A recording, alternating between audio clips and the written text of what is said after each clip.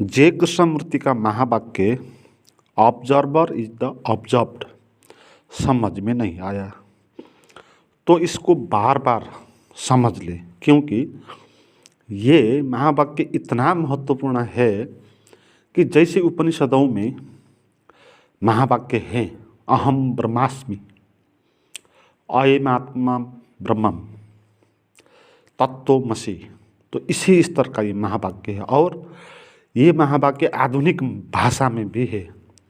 इसको हम आधुनिक परिवेश में इसको समझ सकते हैं और ये हमारे जीवन में क्रांति ला सकता है।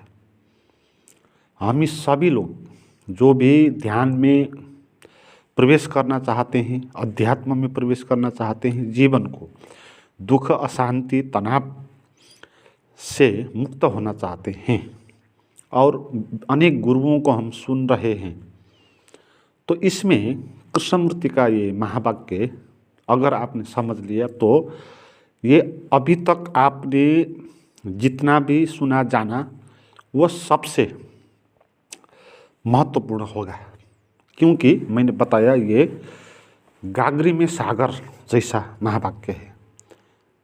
उपनिषदों में जो महावाक्य है उनमें भी ये इम्पोर्टेंट है, क्योंकि आधुनिक भाषा में भी है। तो इसको समझ ले, the observer is the observed. Observer का अर्थ होता है कि दृष्टा, देखने वाला।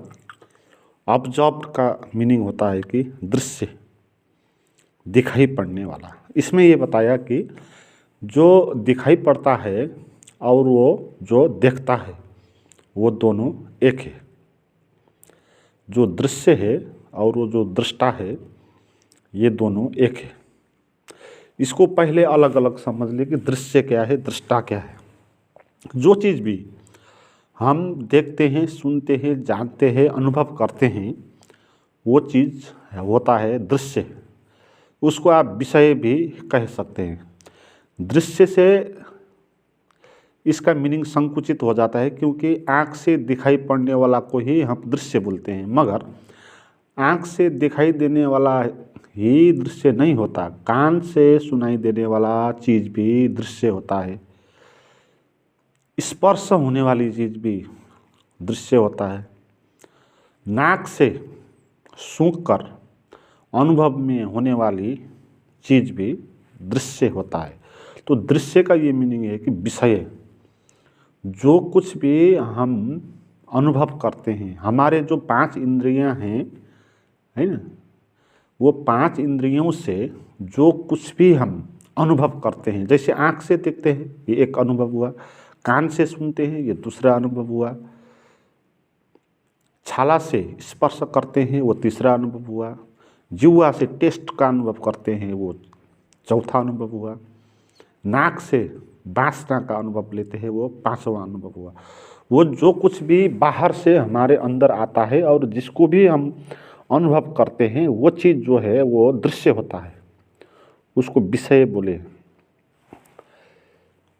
तो ये पहली बात तो हुई दृश्य। ये दृश्य तो हम सबको पता है, आँख से देखते हैं कोई चीज़ तो दृश्य हो गया, कान से कोई आवाज़ सुनते हैं तो वो आवाज़ दृश्य हो गई।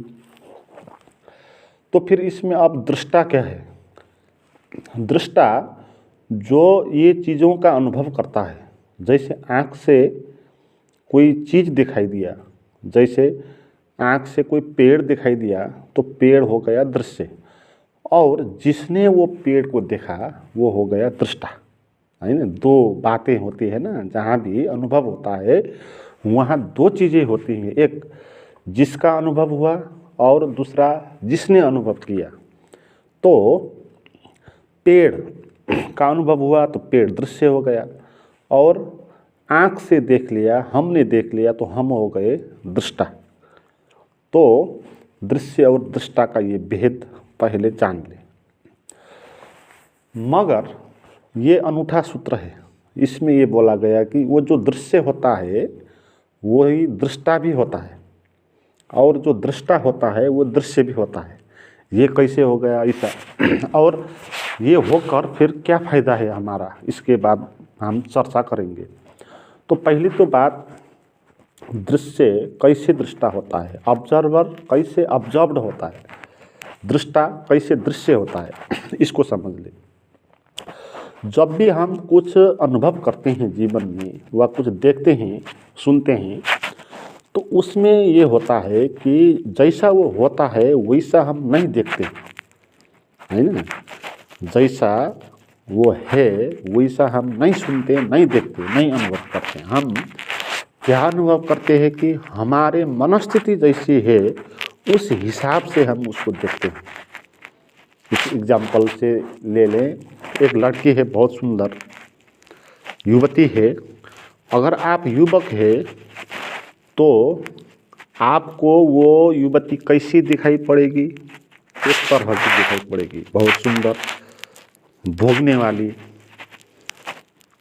तृप्ति करने वाली, एक प्यास जैसी मालूम होगी। मगर आप जब बच्चे हैं तो उस बच्चे की आंख से जब युवती को आप देखेंगे तो युवती वैसी नहीं दिखाई पड़ेगी, वो सामान्य एक आदमी की तरह दिखाई पड़ेगी। तो इसीलिए युवती क्या है? युवती तो दृश्य है ना एक, तो वो अगर जैसी है वैसी ही दिखाई पड़ेगी तो दोनों के लिए एक ही दिखाई पड़ेगी, युवक को भी और बालक को भी। मगर ऐसा होता नहीं, युवक दूसरी तरह से देखता है, बालक दूसरी तरह से देखता है। तो इसीलिए ये बात क्लियर है कि वस्तुएं दृश्य जैसा है वैसा नहीं दिखता, वो हम जैसे है उस हिसाब से दिखता है। तो ये हो गया कि हमारे अंदर जो धारणा होती है, हमारे शरीर में, हमारे मन में जो कुछ भी रासायनिक मनोवैज्ञानिक स्थिति होती है, उस स्थिति के हिसाब से हम देखते हैं। उसका चश्मा हमने लगाया होता है और जो कुछ भी दिखाई देते हैं हम उसमें हमारा मानसिक, शारीरिक, रासायनिक जो स्थिति है उसको उसके हिसाब से हम देखते हैं। इसलिए हम जैसा है वैसा नहीं देखते हैं, जैसा हम है वैसा देखते हैं। अगर आप सफल हुए हैं तो उस वक्त संसार आपको बहुत अच्छा मालूम पड़ेगा, उस वक्त आपका दुश्मन भी अच्छे लगेगा। मगर आप असफल हुए हैं तो उस वक्त आपको यही दुनिया बुरी लगेगी, उस वक्त आपका मित्र भी शत्रु जैसा मालूम पड़ेगा। आप भूखे हैं तो उस वक्त आपको रोटी बहुत अच्छी लगेगी, आपका पेट भरा हुआ है तो उस वक्त रोटी उतनी अच्छी नहीं लगेगी, है ना। तो ये जीवन जो है, जो दृश्य का जगत है, ये दृश्य जगत जैसा है वैसा हम नहीं देखते, हम जैसे हैं उस हिसाब से हम देखते हैं। इसीलिए बोला कि जो दृष्टा है वही दृश्य है ना, वो एक है, वो अलग अलग नहीं है। अलग अलग होता तो क्या होता कि दृश्य जो है वैसा ही दिखाई पड़ता और हम जो है उस हिसाब से नहीं दिखाई पड़ता, अपने हिसाब से वो दिखाई पड़ेगा। मगर ये तो होता नहीं है, हमारा हिसाब से वो दिखाई पड़ता। हम चेंज हो जाते तो दृश्य भी चेंज हो जाता, हम सफल हो जाते, हम खुश हो जाते तो चीज़ भी बुरी से अच्छी हो जाती है ना। तो हम बदलते हैं तो दुनिया भी बदलती है। तो इसका अर्थ ये हुआ कि दुनिया जैसी कोई चीज़ है नहीं, वो हमारा प्रक्षेपण है, हमारा मनस्थिति है, जो हमारा मन का जो जाल है उसी का वो विस्तार है। वो दो बात है नहीं, एक ही बात है। इसीलिए कृष्णमूर्ति बोलते हैं कि the observer is the observed. जो हमारे अंदर देखने वाला है, अनुभव करने वाला है, वो अनुभव करने वाला, वो जो अनुभव होता है वही होता है, वो एक होता है। एक ही बात होती है, दो बात नहीं होती है। मगर हमको ये लगता है कि दो बात होती है। हमारा भ्रम जो है वो ये है कि हमको दोनों अलग अलग लगता है, ये हमारा भ्रम है। इसी भ्रम को तोड़ना है कृष्णमूर्ति, इसी को तोड़ने के लिए ये महासूत्र बता रहे हैं। तो हमको दो क्या क्या लगता है? हमको दो ये लगता है कि हमको ये लगता है कि हम अलग है और वो दृश्य अलग है। हमको लगता है हम अलग होते हैं और ये आदमी जो संसार होता है वो अलग होता है, हमको ये लगता है। और ये जब लगता है तो हम तो फिर ये दूसरा भ्रम ये आता है कि हम जो कुछ कर सकते हैं, हम जो चाहे वो कुछ कर सकते हैं। हम चाहे तो वो दृश्य को हम बदल सकते हैं, हम चाहे तो वो माइंड को कंट्रोल कर सकते हैं, हमको ये लगता है। तो हम करने लगते हैं, तो हम दुनिया बदलने लगते हैं, माइंड को कंट्रोल करने लगते हैं, है ना। मगर हम सफल नहीं हो पाते और जंजाल में पड़ जाते हैं, क्योंकि उधर तो दो तो है नहीं, एक ही बात है, अपने से ही लड़ते हैं, है ना। तो कृष्णमूर्ति ये बताते हैं। अब इसको अंदर की दुनिया में लेकर समझो, ये बहुत कारगर होगा। जैसे बाहर की दुनिया की हमने बात की, ऐसे हमारे मन में भी जो विचार चलते हैं, वो विचार जो है वो होता है दृश्य, और जो हम है वो विचारों को कंट्रोल करने वाला वो होता है दृष्टा, ऑब्जर्वर, है ना। हमको जैसे बाहर की दुनिया में हम अपने को अलग, दुनिया को अलग ठानते हैं, दो बातें ठानते हैं, ऐसे ही हम अपने मन के अंदर भी दो बातें ठानते हैं। हम दिमाग में चलने वाले विचारों को अलग मानते हैं और खुद को अलग मानते हैं, है ना। और जब हम ये अलग मानते हैं तो फिर हम ये मानते हैं कि हम ये मन का विचारों को कंट्रोल कर सकते हैं, है ना। अलग, अब हमको दिमाग में बहुत सारे विचार चलता है, तो उसमें हमको मैं वाला जो विचार है वो अलग विचार जैसा मालूम होता है, और वो मैं वाला विचार से हम दूसरे विचारों को कंट्रोल करने लगते हैं, है ना। ये भ्रम जो बाहर की दुनिया में होता है वैसे अंदर की दुनिया में हमको होता है। हम अपने को दो खंड में बांटते हैं, है ना। दो खंड क्या हुआ, एक विचार की दुनिया है हुई, एक हमारी दुनिया है, मैं वाली दुनिया है। और हम मगर ये होता है, मगर ये समझना चाहिए कि जो मैं वाले विचार है हमारे अंदर उठने वाली, जो मैं होता है वो मैं भी एक विचार ही तो होता है ना। वो मैं जैसा कोई केंद्र तो होता नहीं अंदर, वो भी एक धारणाएं से निर्मित ही होता है। अगर मैं धनी समाज में पैदा हुआ तो अपने को मैं धनी हूँ मानता हूँ। अगर मैं पुरुष हूँ तो मैं अपने को मैं पुरुष ये मानता हूँ। अगर इस समाज में पैदा हुआ तो मैं ये हूँ। अगर मैं टीचर हूँ तो मैं अपने को टीचर हूँ बोलता हूँ, डॉक्टर हूँ तो मैं डॉक्टर हूँ बोलता हूँ, पायलट हूँ तो मैं पायलट हूँ बोलता हूँ, नेता हूँ तो मैं नेता हूँ बोलता हूँ। तो जो मैं बोलता हूँ अपने को, वो भी एक विचार होता है। जैसे दिमाग में और विचार चलते हैं, वो जैसे दृश्य होता है वो एक दृश्य ये भी होता है अपने का, है ना। मगर हमको ये भ्रम होता है कि ये मैं वाला विचार ये दृश्य नहीं है, ये दृष्टा है लगता है हमको, क्योंकि ये बहुत नज़दीक होता है। ये हमारा अहंकार होता है, ये अहंकार को तुष्टि करने वाली विचार होती है। इसलिए हम अपने का, अब ये बहुत विचारों में से मैं वाला विचार को हम मानते हैं कि ये सबसे विचार है ना। ये मानते हैं हम, क्यों मानते हैं? क्योंकि ये अहंकार अपने को अलग करने वाली विचार होती है, अपने को भिन्न करने वाली विचार होती है, अस्तित्व बनाने वाली विचार होती है। तो इसलिए हम मैं वाली विचारों को बहुत इम्पोर्टेंट मानते हैं, बहुत शक्तिशाली विचार मानते हैं। और हम ये मानते हैं कि वो मैं वाला विचार और 100 जो विचार आते हैं दिमाग में, हज़ारों जो विचार आते हैं, वो विचार को वो ख़त्म कर देगा, उसको वो दबा देगा, उसको कंट्रोल कर सकेगा, हम मानते हैं और कंट्रोल करने लगते हैं, है ना। मगर होता ये है कि जो कंट्रोल करने वाली विचार होती है हमारे अंदर, वो खुद ही एक विचार होता है।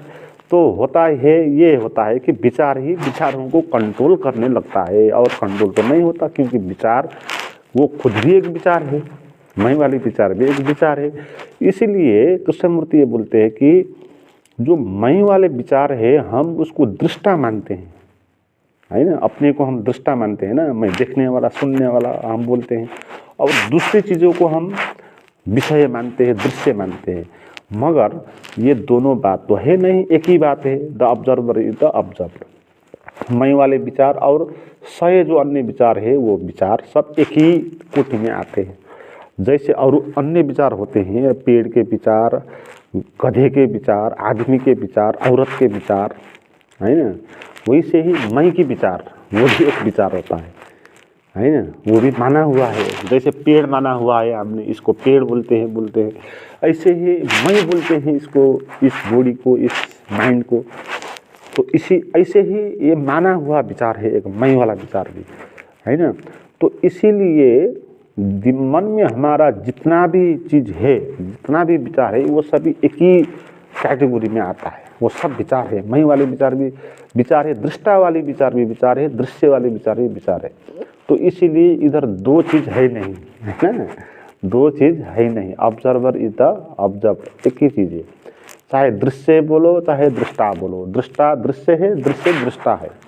वही मैं वाला विचार दूसरा वाला विचार को अलग मानता है, वो भ्रम है। मगर वो मैं वाला विचार खुद भी वो दूसरा जैसा एक विचार है, उसी कैटेगरी में वो आता है। जैसे बाहर की बात हमने की कि जैसे हमारे दिमाग में मनस्थिति होती है, वैसे उसी हिसाब से हम वो दृश्य को देखते हैं, है। तो दृश्य अलग कहाँ हो गया? तो वो तो हमारे हिसाब से बना ना दृश्य, तो हम जैसे है वैसे दृश्य बनता है ना। तो दो बात तो है ही नहीं, उधर एक ही बात है ना। तो ये खेल है हमारा मन का, उधर दो होता नहीं है। मगर हमको लगता है कि दो है, उधर एक विचार की दुनिया है, एक हमारी दुनिया है, और हम ये विचारों को कंट्रोल करेंगे, हम ये सोचते हैं, है ना। तो इसके लिए हम उलझन में पड़ जाते हैं, द्वंद्व में पड़ जाते हैं, संघर्ष में पड़ जाते हैं, और अपने को अपने विचारों से ही फाइट करते हैं। जैसे एक हाथ से दूसरे हाथ को अपने फाइट कर लिया तो आप परेशान हो जाएंगे, ऐसे ही हम माइंड के लेवल में परेशान है। कंट्रोल नहीं होता माइंड, क्योंकि कंट्रोल करने वाला कौन होता है? उधर कंट्रोल जो करने वाला होता है वो खुद ही कंट्रोलर है, कंट्रोल है, वो खुद ही बधा हुआ है ना। मैं वाला विचार भी अन्य विचारों जैसा एक विचार है, तो उसको भी कंट्रोल करना है फिर, है ना। तो कौन करेगा कंट्रोल? मैं वाला विचार कंट्रोल करना चाहता है, मगर जिसको वो कंट्रोल करना चाहता है वो और वो एक ही बात है, अपने को ही वो कंट्रोल करना चाहता है। तो इसलिए कंट्रोल जब हम दिमाग में करते हैं अपने मन का विचार को, तो वो इस इल्यूजन में हम पड़ जाते हैं, भ्रम में, जंजाल में पड़ जाते हैं, द्वंद्व में पड़ जाते हैं, और हम तनाव में पड़ जाते हैं। तो जब हमने ये बात समझ लिया कि कंट्रोलर इज द कंट्रोल्ड, है ना, उधर दो बात है नहीं, एक ही बात है। तो किसको कंट्रोल करना है, कौन कंट्रोल करेगा, है ना, वो दो तो है ही नहीं उधर। तो द्वंद्व खत्म हो जाएगा आपका, मानसिक जो द्वंद्व में हम पढ़ते रहते हैं, वो द्वंद्व क्या होगा, खत्म हो जाएगा। कि अब कंट्रोल, दिमाग को कंट्रोल, मन का कंट्रोल करने का कोई अर्थ नहीं है, अब व्यर्थ है वो बात। कौन करेगा कंट्रोल? जो कौन कंट्रोल करेगा वो खुद ही एक कंट्रोल हुआ विचार है, वो भी, है ना। तो इसीलिए कंट्रोल करने वाली बात नहीं है, लड़ाई करने वाली बात उधर है नहीं, सभी एक विचार है। जब आप ये समझेंगे तो द्वंद्व खत्म हो जाएगा, संघर्ष खत्म हो जाएगा अपने माइंड के लेवल में आपको। और जब संघर्ष खत्म हो जाएगा, द्वंद्व खत्म हो जाएगा, तो आपका मन शांत हो जाएगा। ये अद्भुत नियम है दुनिया का कि अगर आप मन को संघर्ष नहीं करेंगे, है ना, मन को कंट्रोल नहीं करेंगे, तो मन वो शांत हो जाएगा। क्यों शांत होगा? क्योंकि मन चलने के लिए, कोई भी अशांति होने के लिए द्वंद्व होना पड़ता है ना। जहाँ भी विवाद होता है, जहाँ भी द्वंद्व होता है, संघर्ष होता है, वहाँ लड़ाई होते हैं, वहाँ झगड़ा होते हैं, वहाँ संघर्ष होता है ना। जहाँ युद्ध विराम होता है, जहाँ संघर्ष नहीं होता है, वहाँ शांति होती है। तो हम अपने माइंड के लेवल में युद्ध कर रहे हैं अभी, मगर ये जब जानेंगे ये युद्ध तो हम खुद को खुद से ही कर रहे हैं, यानी युद्ध करने वाला जो है वो खुद ही युद्ध में पड़ा हुआ है ना, अपने ही पक्ष का सेनाओं से खुद ही लड़ रहे हैं। जब हम ये जानेंगे तो युद्ध विराम हो जाएगा अपने माइंड के लेवल में। और जब युद्ध विराम हो जाएगा तो क्या होगा, तो अपने आप शांति हो जाएगी, है ना। युद्ध विराम होगा तो शांति हो जाएगी, तो मन शांत हो जाएगा। जब विचार नहीं चलेगा, विचार शांत हो जाएगा, हम कुछ से नहीं लड़ेंगे, तो हम वहाँ पहुँच जाएंगे जहाँ हमारा असली स्वभाव है। उस शांति को हम अनुभव करेंगे, वो आनंद का अनुभव करेंगे, वही ध्यान होगा। तो ध्यान ऐसे लगता है, ये बात समझ के, है ना, इसको आप अच्छे से समझ के अपने मन का युद्ध विराम करके मन को शांत होने दे, मन शांत होने दे, संघर्ष मत करे और मन रहित, विचार रहित, निर्विचार शांति का अनुभव करे अपने अंदर। और वो शांति का अनुभव गहराते जाए, गहराते जाए, गहराते जाए और परम जीवन का आनंद अनुभव करना, यही जीवन का रहस्य है।